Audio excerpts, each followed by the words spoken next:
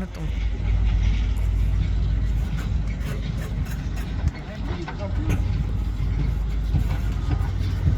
Good day, Concrete Basics. Tingnan natin ngayon.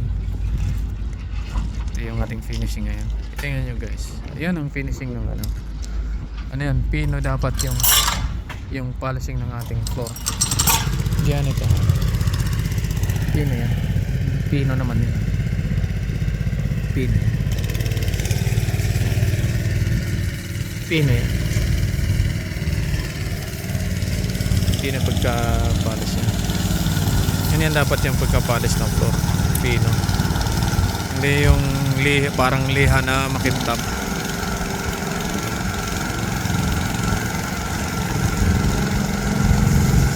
Hindi yung parang liha na makintab. Hindi ganun. Kasi pagka later on nag-polish ka, nag-apply ka ng mga chemical sa ibabaw niyan ng pagtapos na, hindi mo na maalis yung ano na yun, yung parang liha na makintab na yun. Ganun na talaga yun. Ito, pag in-apply mo pa ng chemical yan pagka tapos na yung bahay, pwede mo pakintabin yan, pwede mo lagyan ng wax yan, pwede mo i-popping yan. Ayan yun. Ayan yun. Yung mga nasa ibabaw, mga alikabok lang yan. Pag ano yan, nilinis talaga yan, binapping yan, tanggal yan. Tingnan natin. Yan.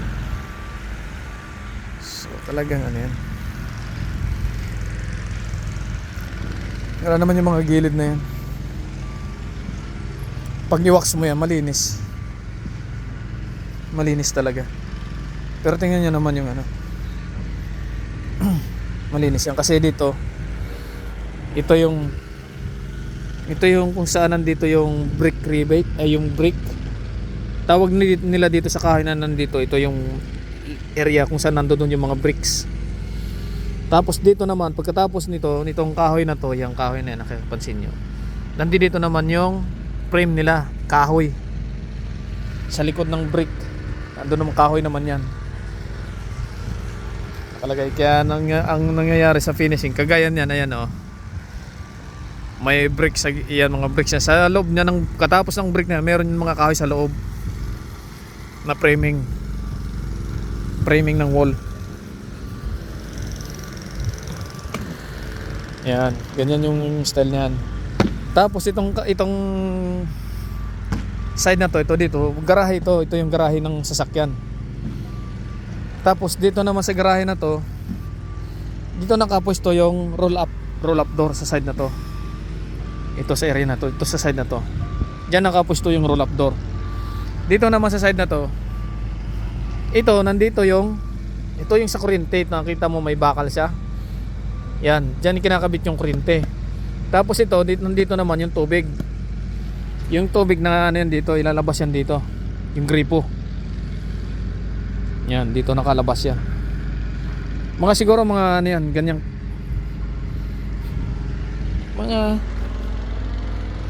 mga ganyang kataas yan, gripo. Normally. At least 1 meter. 1 meter or magkano, ilan bang taas nun? Depende naman na yun sa ano nila. Hindi ko alam yung ano ng tubero dito. Kagaya na ayun yung gripo. Tingnan nyo guys. Kung makikita nyo, yan yung gripo na yan. Ayan, ganyan kataas yung ano, ganyan kataas. Siguro mga 1.2 lang yan mula sa ground floor, ground height. Ayan.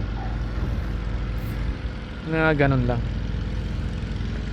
Wala ngang ano yan, ilan lang yan. Depende kasi talaga yan sa ano nila.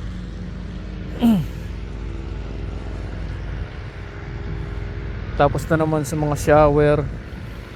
Ito sa shower nila. Or pag hindi ito sa shower, ito yung sa bathtub. Or ito shower, ganun. Shower. Tapos yung sa water closet, toilet. Yan. Ganon din dyan, meron ding pareho. May bathtub at saka ano, para sa bathtub, water closet at saka dito sa Kuan niya.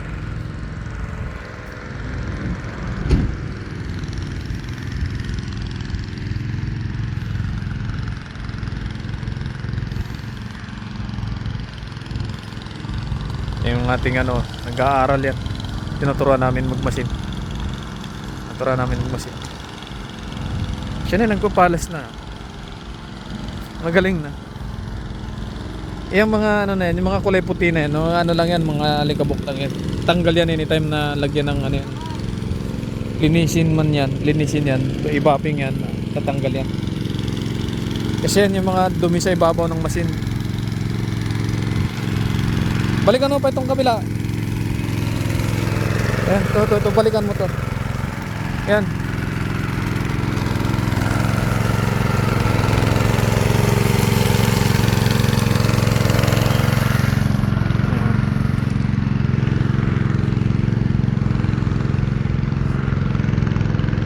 Yan lang yan, pero totally maano yan.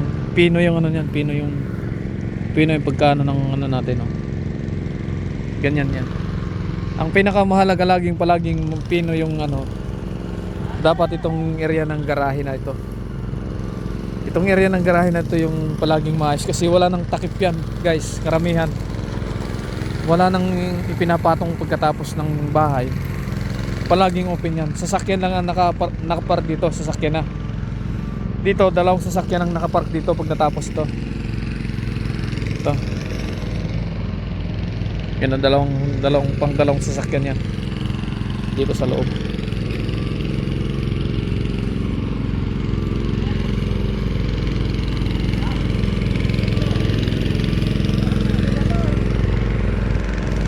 Yan. Malit lang. Ito mga 1 meter lang yata to sa galing sa ano. Ito yung sinasabi ko, ganito yun. Yan. Yeah. Diba? Yan yung gripo niyan.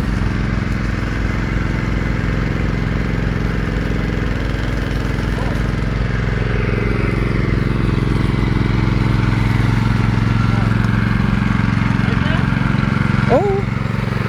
Yan yan.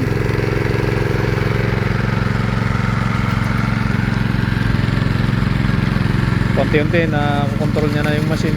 Ba't dito mo daan dito? Dito mo daan pag gano'n. O dyan, okay ka na?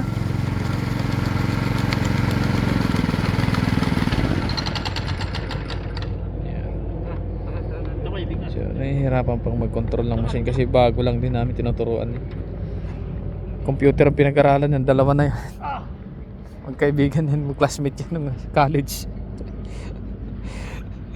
Nandito lang sa akin kasama. Maganda rin naman kasi sa dito sa amin. Sa konkreto.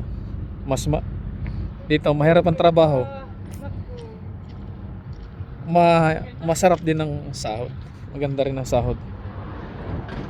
Dito sa amin.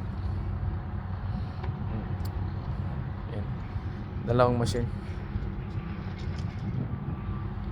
Ano idol, ano? Kumusta? Pinagpawisan tayo. Hindi naman gaano. Anong wag mo dyan pukpukin, hindi yan pinupukpuk dyan, loads. Doon yan sa blade pinupukpuk para matanggal yung mga mga tinga-tinga ng semento. Wag mo saktan yung machine ko. Hindi namin sinasaktan ni Jason yan eh. Ilang araw naman lang sa'yo ito ah. Oo nga no. Sorry, tao lamang, nagpapaliwanag lang eh.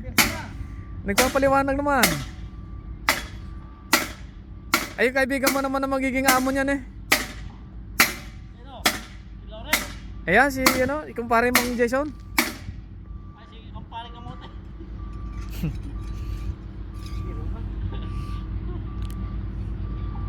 Yan. Kasi guys, nag-resent tayo. Meron na lang akong 5 days next week. 5 days next week. So, yan na yung pinaka-final ko. Swerte nga yung company, binigyan ko sila ng 1 month notice. Usually dito 2 weeks notice lang.